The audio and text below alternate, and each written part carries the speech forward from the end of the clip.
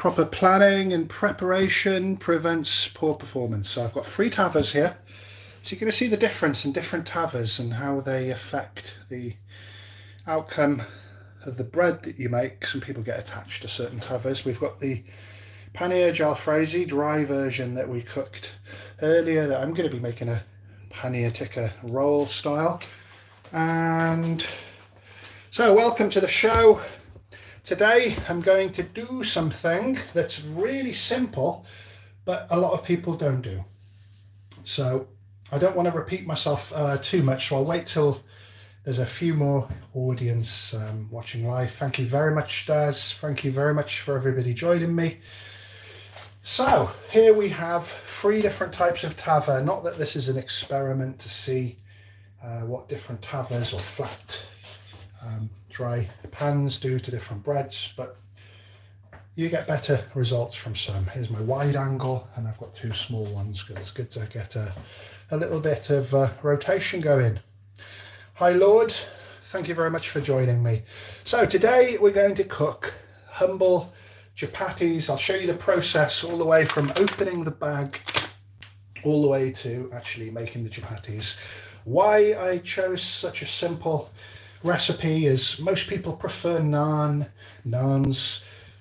I wouldn't say it was difficult to make at home, but it's you take a long time to rest the flour and stuff. Chapatis are so amazing.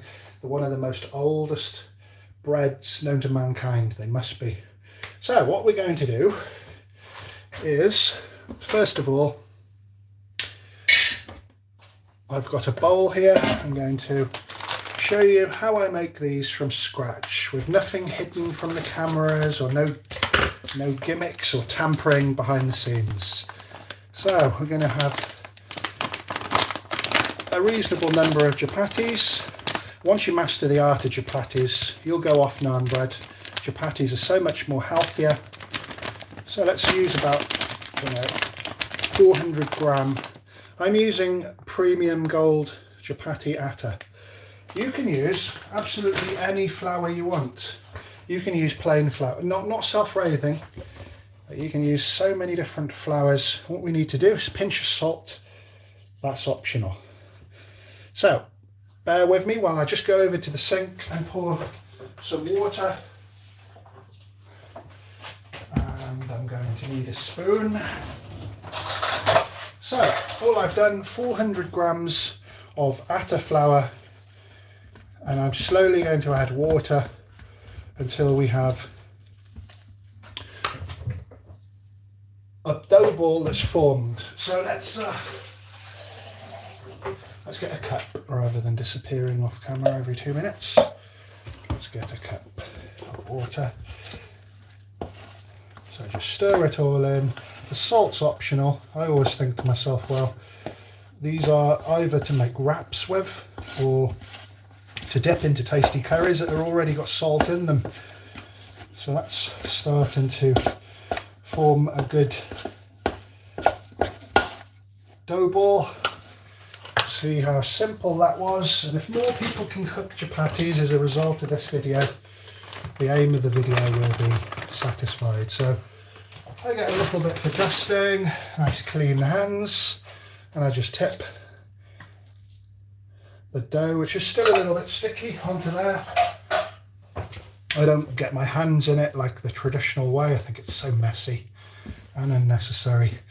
So what we need to do now is just knead the dough. I just fold it in the flour, keep folding it in the flour. If your surface runs out of flour, we add a little bit more. So a few minutes process here. So let's have a look at the comments. Hi Keith. Thank you very much for everybody joining me. So for anybody that missed the beginning, this is 400 grams of golden chapati flour, a pinch of salt, and I added water slowly until it formed into a ball, and now we're just kneading it out. It works the gluten a little bit, and just make sure it's the right consistency to roll into balls and then finally roll into chapatis. And we want it nice and soft but firm and not sticky. So this must be a very ancient bread that people have been doing for thousands and thousands of years, and much better than naan, much better for your waistline, much less, fewer calories. So that's great. Need a little bit more. So I think one thing I don't recall anybody else mentioning is how fresh you need your dough when you're making chapatis. You know, people say, oh Steve, I've tried everything. I've tried resting the dough for 15 minutes, but mine never rise. They probably don't rise. Maybe because your pan's not hot enough, but the most probable cause is that your flour is old and oxygen's got in there and it's moistened slightly due to just the atmosphere, really.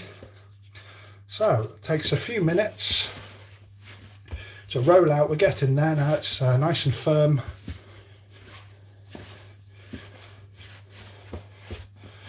And we're nearly finished with this.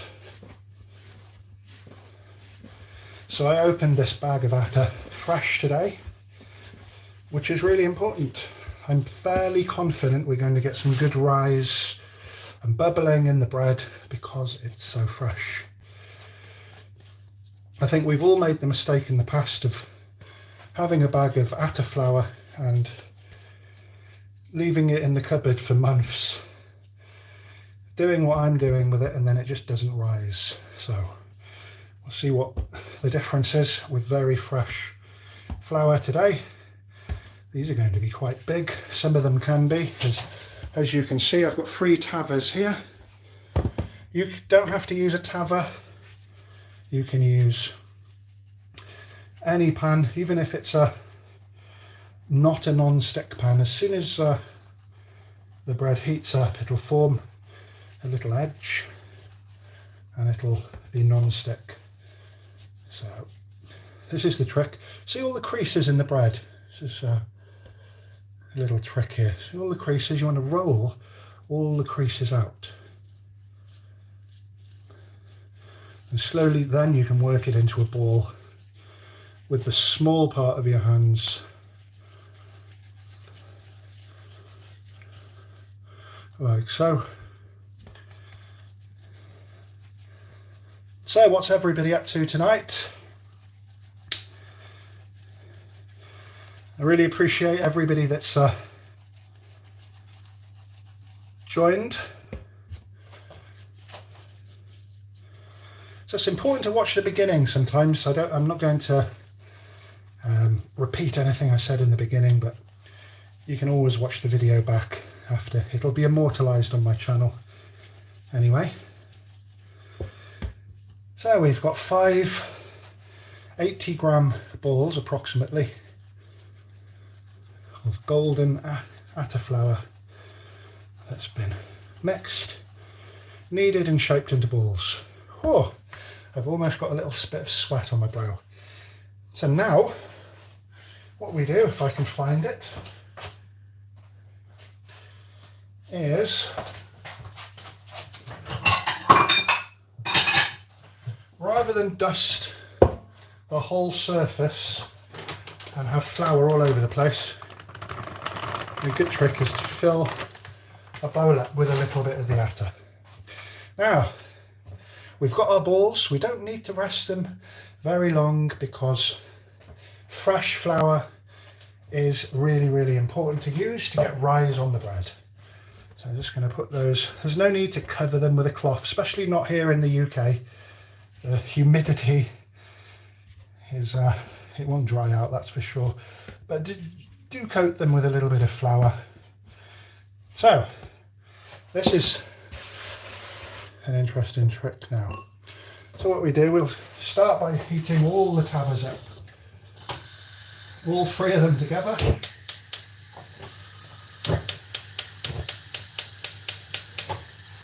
And we'll get the smallest one and we dunk it in there.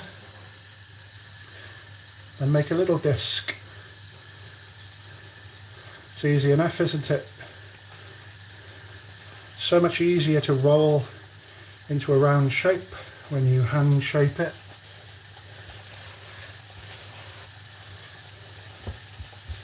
So this is a good little skill to master, as easy as it is. We've got all our tavas on. Let's just bend down. Ooh, one of them's not on. It's always good to have a look. Make sure everything's switched on. So now we're going to roll out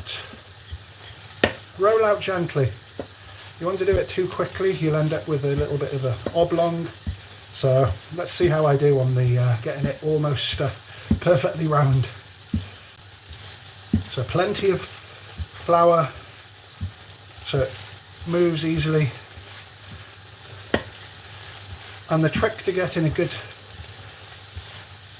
bounce to them, or you know, letting them bubble, is rolling them so they're the same thickness all over. I want this about 2 to 3 millimeters.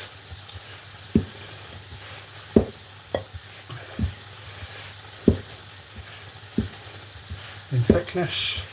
So how's that? Not bad.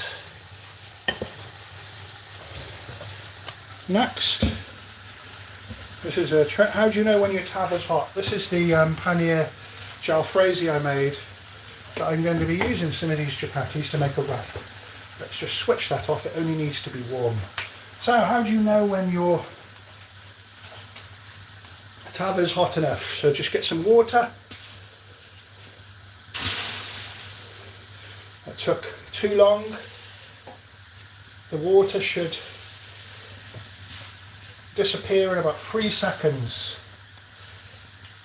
So that's getting there.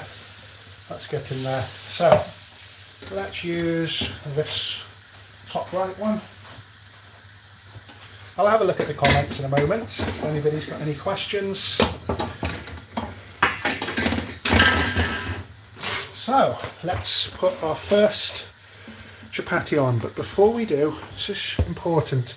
What you're going to have is little bits of flour on it, so make sure your hand's clean, or dry should I say, and just dust off the excess flour. What will happen, it'll burn. That's good. And straight on. So I'll leave that cooking in the foreground. Remember to keep an eye on it, and let's get rolling the next. So it's beautiful having 3 tavas all going at the same time, especially when you've cooked all your curries. You might be entertaining, which isn't a very popular pastime at the moment with all this COVID lockdown. But lots of times I found myself having to do the chapatis, because you do those last and serve them warm, doing the chapatis at the end of the cooking session, having your guests waiting, and it's so time consuming doing them one at a time. So it's always good to have a couple of tavas. So I'm happy with that. See how easy that was? The second one I always find it works better. So dust the excess flour off. Let's get over to here. I don't know whether you can see that. Let's turn my light on. It is. Right. So that's going on to this one. You can see it's starting to bubble. We'll leave it bubble a little bit longer. So round 3. Same again, and you get into a nice system after a while. So that. See, it's bubbled nicely. Just leave that another 30 seconds, I'd say. So easy. I hope by the time you watch this video you won't see naan bread in the same way again. These are so simple and cheap to make. Perfect bread to go with curry. Much healthier. You know, flour, water and a pinch of salt. You can't get any easier. They're so satisfying to eat and nutritious. So that didn't take a moment, did it? We'll put that on this third one here. Again, get the excess off. And yeah, we've got a whoopee cushion effect here. So we're just going to turn that, and that's looking mighty fine. Just leave that for a moment. What we'll do, we'll swap rings. You notice how cookers, some of them have the powerful ring and some of them have a small ring, so it's good to rotate them. And again, easy as that. Dust the surface. You want it to slide. So this golden Atta is actually really good. It's whole wheat. So that's ready now, and what we're going to do is just put this onto this frame and straight on the raw flame there. And what it is, what makes this rise is the steam inside. So look, but be very careful. If that bubble bursts, the air is very hot, it can burn you very easily. So just rotate it. And that's the first one done. And we've got a really good rise on the second, so look at that. Really simple to do. But the rise we've got on this one, just going to flip that. We'll put it on there and we'll get to rolling. So we have a good rotation going. So the more you do, the quicker you get at it and the better you can roll it out. So easy. And you see what I mean, the effortless way that these have bubbled up, just because the flour is really, really fresh. So you go back on the other tower. If you don't dust your surface, you'll end up with little black bits and it will just burn the next chapati when you take it off. Again, straight onto there. So again, I need three pairs of hands for this, but I'm going to get some rise here.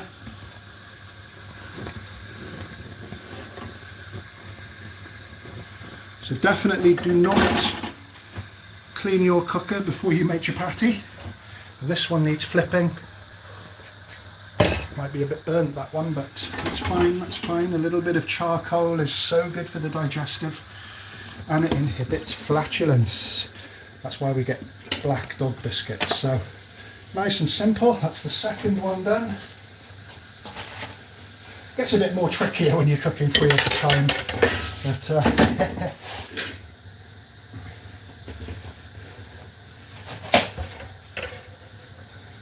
so like I mentioned in the beginning, once you've got 3 tavas, you can tell which is the best one or the best types of tava to use. Actually, you see this one that's burnt it?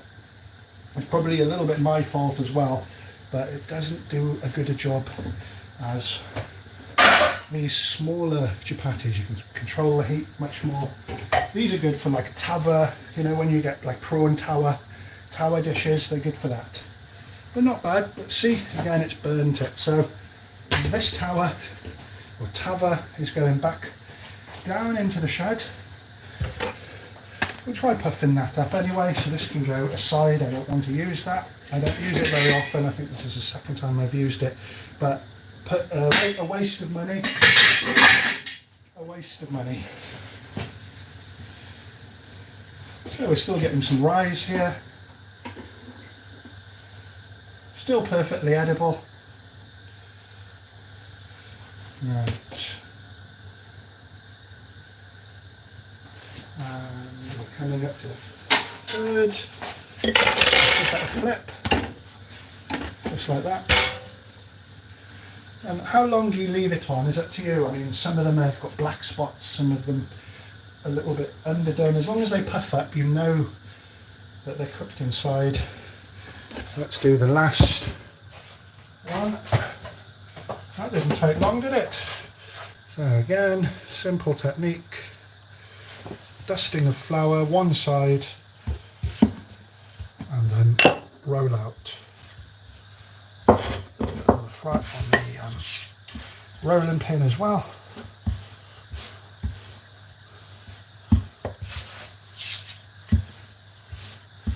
Nice and round. Oh, that rolling pin really needs a good dusting, doesn't it? Let's just deal with this.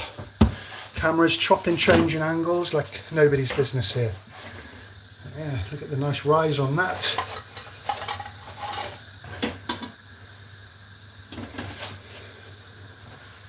And that's really puffed up like a whoopee cushion. It's got like almost a turtle shell effect on that one. Nice. Wow. Another one bites the dust. And a little bit repetitive, I know, but we'll just cook the last one. And then I'll add some pannier to one of them. Let's just turn that other one off.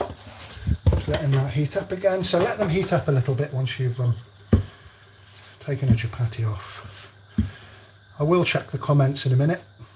This has been really keeping me occupied here, this. So, get the excess dust off and straight onto the tava. It's always fun cleaning up after this. So what am I going to do next? Alright, that's cooking much the same way as the others were. So let's get to the pannier tikka that I made earlier. So really easy. Some people put coriander chutney. So it's nice and warm still. The panier's been heated up. That's why I made the pannier really dry. Yeah, some people put salad, chilies, onions, iceberg lettuce. I'm just going to keep it simple because there's quite a lot going on in terms of ingredients.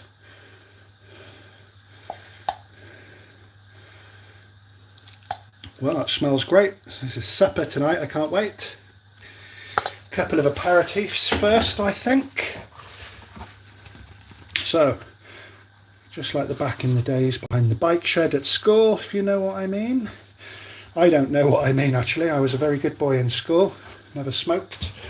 So there's your pannier roll, and then you can just cut it in half with a nice sharp knife. And if I can find a plate, goes great with salad. So there we go. Nice, you can see the thorough cooking of the pannier earlier with all those ingredients. So yeah, pannier tikka roll. And ooh, I better get back to this. It's got more bubbles than I don't know what. Right, there we go. So what we're going to do with this one, you can cook the underside. See the underside at the moment, it's like that. You can cook the underside without using the tava. You can just simply rotate it gently over the live flame. Now, what if you don't have gas? If you don't have gas, try it with the electric hob. It works. It's not as good as gas, but it works. So for everybody that doesn't have gas, it's not the end of the world. So can we get some rise, get some steam.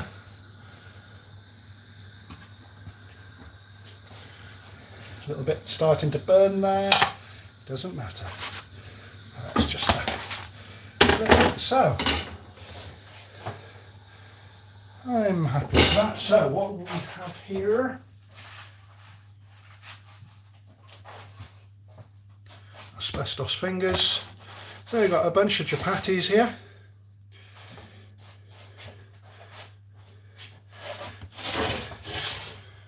And we have the pannier roll that we made earlier. It's nice. It's a little bit barren looking, if you ask me. Could do with some salad, or at least some green chutney, you know, coriander chutney with that. And there you have it, nice easy pannier roll. And you've got some great chapatis. And just for Abstract Man, I don't know whether you're watching, so I haven't checked the comments yet. He always says, Steve, why didn't you open? I wanted to see what it was like inside. So let's have a look. So a good chapati should be quite hollow inside. It should almost be like a cavity, like a naan bread. And yeah, I'm happy with that. Yeah, you could stuff that full of curry. So that's what's a sign of a good chapati. So that was really simple, really easy. I just get so, what's the word? A little bit disappointed when everybody's buying like supermarket naan bread for like £1 for 2, and they're not very nice, they're brittle. Some of the more Asian ones are great, but they're buying all the supermarket naan bread for £1 when you can make something like this. Literally, there's 80 grams of flour there. That literally cost about 6p to make. Obviously you need a little bit of gas, electric and utensils and some love, but there you go. So chapatis, perfect for dipping into bread. So I'm just going to spend this time now looking at some of the comments, because it's been a pretty hands-on task. So anyway, Taste of India spices, get over to eBay. They are all freshly ground and blended to order. So it's unbeatable taste. Check the reviews. Had the opportunity to write 3 books: British Indian Restaurant Food at Home, Authentic South Indian Cuisine, which has a new cover, new and improved cover, my latest and greatest. It's a recipe from every region in India, and it is a formidable book. I've packed as much knowledge as I can possibly put into that book. It's called The Culinary Passage Through India. On Amazon it's $19.99 because they create very extortionate printing costs. Good news, it's on Taste of India on eBay for $9.99, free postage and packing. So let's have a quick look at the messages. Right, let's go back quickly. So I'm just looking over the messages now. So thank you very much once again for everybody that joined me and make it look so easy. Thanks, Keith. Evening, Mr. Golden V. Thanks, Daz. Chili Beast, yeah, it's going pretty good.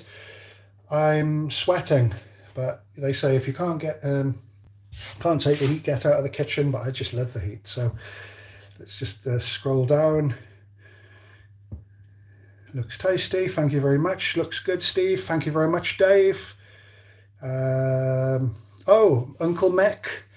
Yeah, thank you very much for tuning in, Uncle Mick and Auntie Mal. Keith, you might have missed the beginning of the video. Keith's asking why his chapatis never puff up. Your flour's not fresh, or your tava's not hot enough, or a combination of both. You really need to use fresh flour. If you think you can put flour back like this in the cupboard and leave it for 4 months, 5 months and come back and it's going to puff, it's not going to happen. The air's going to get in, it's going to humidify slightly and take the quality, the puffing properties out of your flour. So a lot of multitasking today. Hope I came across okay. Add some butter before serving. Yeah, so I've got some interesting things. What could you do with these? They're exactly the same as Mexican tortilla. Obviously you can get corn tortillas as well, which are made of cornmeal and not flour. You can make these with plain flour, Atta flour, whole wheat flour. You can use spelt, you name it. You're almost unlimited the types of flour you can use. Avoid self-raising because you know, it defeats the object of a flatbread. So let's just have a quick look at some more of the comments. So any questions before we call it half an hour? Any questions? So I'd like everybody to subscribe to my channel. If you're unable to comment, it's because you haven't got a YouTube account. Anybody can comment though, as long as you've got a YouTube account. So that's it from me. I really appreciate you watching. What I'm going to do for next Saturday's Stephen's Saturday Spice Show, it's quite a tongue twister, is I'll be posting the ingredients if you want to cook along by Tuesday afternoon at the latest, and I'll be posting that on a YouTube post the community part of my channel, or you can join Stephen Heap Recipes on Facebook, and I'll be telling you what I'm cooking, and I'll have all the ingredients there if you'd like to cook along next Saturday. And I must say, I've got no idea what I'm going to be cooking next Saturday. So I hope you support the channel. I love cooking curries. It's just one of the best hobbies you can do. So please like, share, subscribe, comment. Hope you all have a fantastic weekend. Thanks for watching.